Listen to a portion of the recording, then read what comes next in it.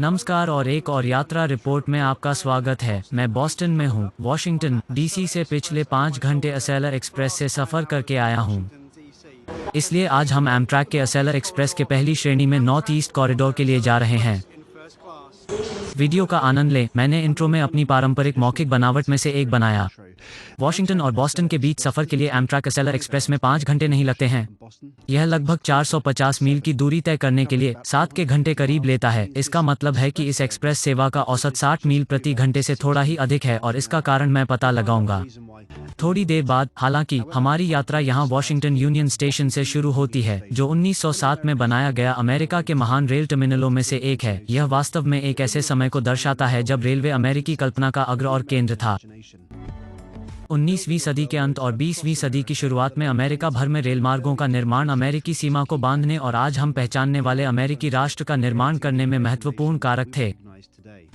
Motor car की लोकप्रियता के बाद रेलमार्ग का महत्व घट गया, लेकिन वॉशिंगटन यूनियन जैसे स्टेशनों को देखना और अलग अलग समय की याद ताज़ा करना शानदार है।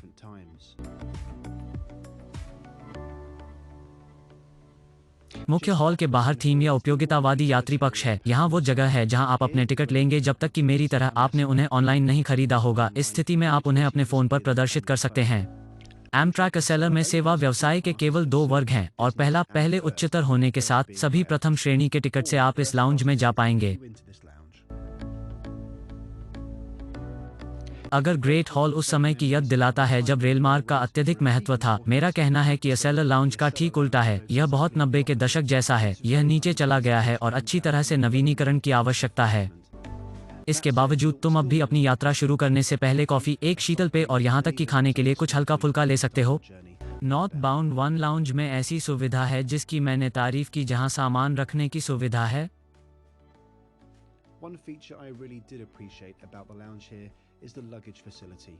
हमें वास्तव में ब्रिटेन में इनकी अधिक आवश्यकता है। बोर्डिंग जल्दी और आसानी से हो जाती है। हालांकि मैं सुझाव देता हूं कि आप जल्द से जल्द ट्रेन को पटरी पर लाने के लिए कुछ ट्रैक बनाएं। असेलर एक्सप्रेस में कोई आरक्षित बैठने की जगह नहीं है, जिसका अर्थ है कि कुछ सीटों के लिए यह मुफ्त है, दूसरों की तुलना में बेहतर है। असेलर एक्सप्रेस में सिर्फ एक प्रथम श्रेणी की कार है और यह ट्रेन के दक्षिण छोर पर है। आमतौर पर इसका मतलब है कि यह वॉशिंगटन में स्टेशन के सबसे करीब है। जैसा कि आप देख सकते हैं, प्रथम श्रेणी में बैठना कुछ अकेले, जुड़वां और मेज की तरफ मुंह कर करने वाली टेबल सीटों के साथ एक विन्यास नहीं है। आपकी इच्छा अनुसार प्रथम श्रेणी की आसन व्यवस्था स्थानीय प्रथम श्रेणी की आसन व्यवस्था के विपरीत नहीं है। अधिकांश अमेरिकी वाहक पर, हालांकि वे थोड़े थके हुए दिख रहे हैं। वैसे प्रथम श्रेणी में पैर रखने के लिए काफ़ी जगह उपलब्ध है। आपके और सामने की सीट के बीच बहुत जगह है। कुर्सी के पीछे के पॉकेट में एक बहुत तगड़ा और बड़ा ड्रॉप डाउन टेबल और कुछ अतिरिक्त भंडारण है। मेरी सीट के भी 2 चार्ज पॉइंट हैं। मुझे यह कहते हुए प्रसन्नता हो रही है कि दोनों ने ठीक ठाक चार्ज देने का अच्छा कार्य किया है। मेरी अपरंपरागत अनुकूलित व्यवस्था के बावजूद मुझे कहना होगा कि बोर्डिंग प्रक्रिया बहुत अराजक थी। एमट्रैक को वास्तव में असेलर एक्सप्रेस पर आरक्षित बैठने की शुरुआत करने के बारे में सोचना चाहिए। मुझे लगता है कि यह सभी के लिए चिंता से बचाता है। बैग्स और सामान के लिए विशाल स्टोरेज की व्यवस्था इन ट्रेनों की खासियत है। वहाँ बहुत बड़े और ऊपर से ढके हुए डिब्बे हैं जिनमें आप किसी भी आकार का सामान रख सकते हो, जो बिल्कुल उसी तरह का है जैसा एक विमान में ले जाया जाता है। मेरे बैग जैसे बड़े बैग के लिए सीटों के बीच अतिरिक्त भंडारण भी है। गाड़ी के अंत में दिव्यांगों के लिए एक सुलभ बाथरूम है। मुझे यह सूचित करते हुए खुशी हो रही है कि जब मैं गाड़ी में चढ़ा तब और इस यात्रा के दौरान मैं साफ सुथरा था। हम समय पर स्टेशन से बाहर निकले और निश्चित रूप से पहली चीज़ जो मैं करना चाहता हूँ वो है वाईफाई की खोज।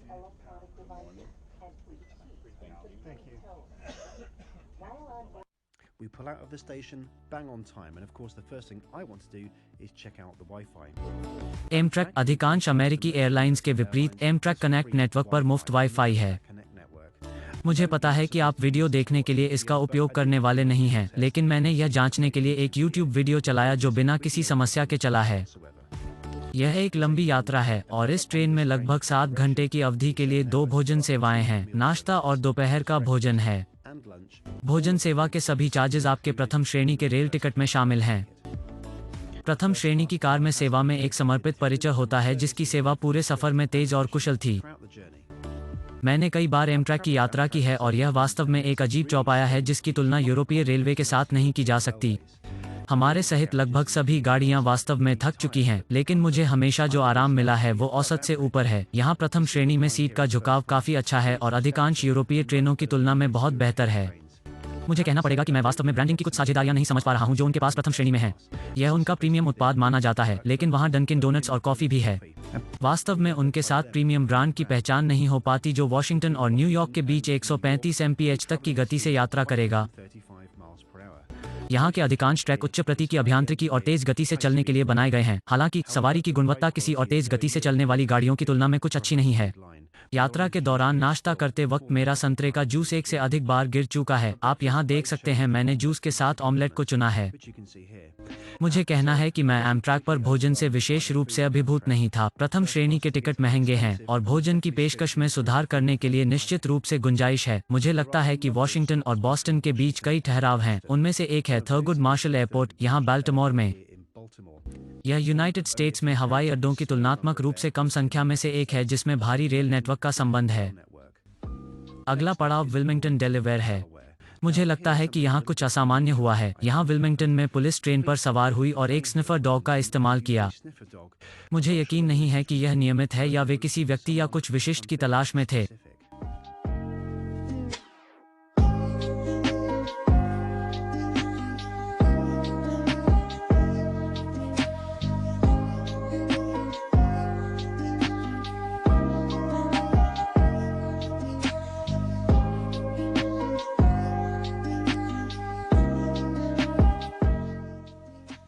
आज हमारी यात्रा पर पहला बड़ा स्टेशन फिलाडेल्फिया है और क्या बात, हम समय पर पहुंचे।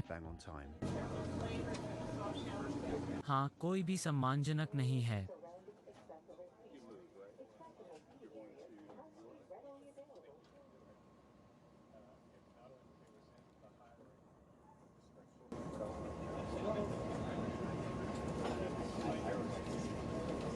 फिलाडेल्फिया छोड़ने के तुरंत बाद हम फिर से गति पकड़ते हैं और फिर दूसरी सेवा जिसे आप यहाँ देख सकते हैं, जिसमें एक नमकीन स्नैक बैग शामिल होता है।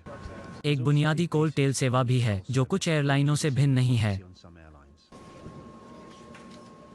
ठीक है, केवल 3 घंटे की यात्रा के बाद हम न्यूयॉर्क और न्यूयॉर्क पेन स्टेशन के करीब आ रहे हैं। वॉशिंगटन और न्यूयॉर्क के बीच यात्रा का यह खंड निश्चित रूप से यात्रा के समय में एयरलाइन से तुलनीय है। निश्चित रूप से जब आप सभी रिगोमल में फैक्टर करते हैं, जैसे कि इवेंट के बाद अपना बैग चेक करना और इकट्ठा करना। पेन स्टेशन भूमिगत है और एक बहुत ही निराशाजनक जगह है, लेकिन यह यूनाइटेड स्टेट्स का सबसे व्यस्त रेलवे स्टेशन भी है। ज़्यादातर लोग उतर जाते हैं। यह पता चला है कि बहुत से लोग वॉशिंगटन और बॉस्टन के बीच पूर्ण यात्रा नहीं कर रहे हैं और ऐसा इसलिए है क्योंकि एयरलाइंस की तुलना में यात्रा का समय अपेक्षाकृत खराब है। पेन स्टेशन पर यहाँ लगभग 10 मिनट इंतजार करना पड़ता है और मैंने एक और शीतल पे चुना क्योंकि सेवा फिर से कार से गुजरती है।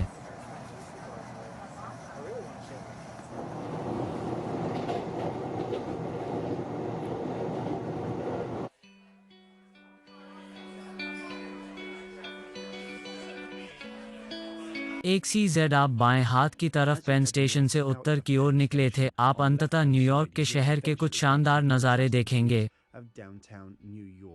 दुर्भाग्य से आज मौसम मेरे साथ नहीं था, इसलिए आपको अपनी कल्पना का उपयोग करना होगा कि यह सुंदर गर्मियों के दिन में कितना अद्भुत होगा।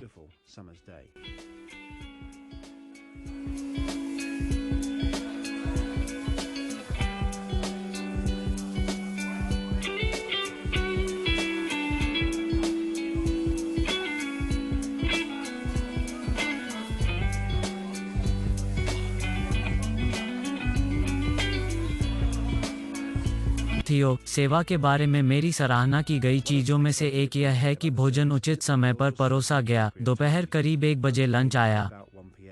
हालांकि फिर से मेरे लिए खाना थोड़ा कम आया।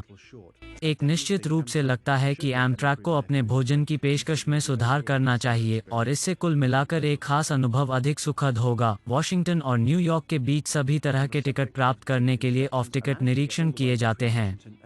मुझे लगा मेरा टिकट कोई नहीं जांचेगा। हालांकि न्यूयॉर्क के थोड़े ही देर बाद मेरे टिकट का निरीक्षण किया गया, जो मेरे मोबाइल में बॉस्टन तक के लिए बनाया गया था, जो वॉशिंगटन और न्यूयॉर्क के बीच के सफ़र के साथ विपरीत है। दुर्भाग्य से नॉर्थ शोर लाइन बहुत ज़्यादा धीमी है, तुलना से पैदल चलने जैसी है।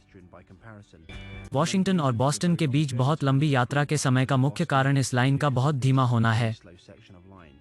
न्यूयॉर्क और बॉस्टन के बीच औसत गति आज केवल 49 mph है।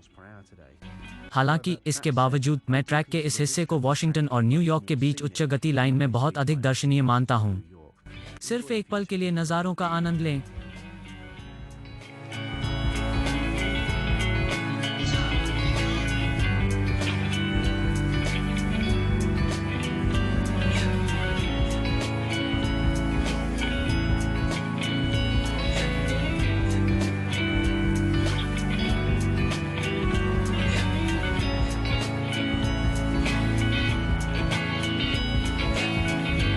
यात्रा में 7 घंटे बिताने के बाद हम आज के सफ़र के लिए बॉस्टन के साउथ स्टेशन टर्मिनस से एमट्रैक एसेलर एक्सप्रेस की लाइन के अंत में पहुंच रहे हैं।